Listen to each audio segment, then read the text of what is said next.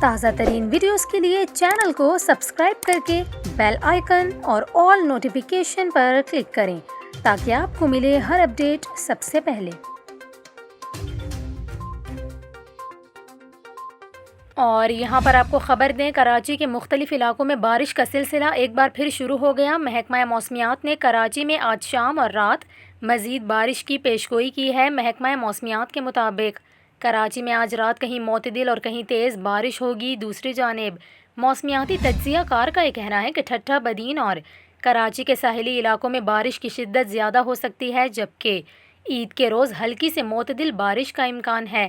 محکمہ موسمیات کے مطابق شہر میں گزشتہ 24 گھنٹوں کے دوران سب سے زیادہ بارش سرجانی ٹاؤن میں 68 ملی میٹر ریکارڈ کی گئی ہے، جبکہ گلشن حدید میں 60، نارتھ کراچی میں 52 اور قائد آباد میں 48 ملی میٹر بارش ہوئی۔ اس کے علاوہ فیصل بیس پر 42، اورنگی ٹاؤن 25، سعدی ٹاؤن 23، اس کے علاوہ جناح ٹرمینل 11 اور کیماڑی میں 11 ملی میٹر بارش ریکارڈ کی گئی ہے۔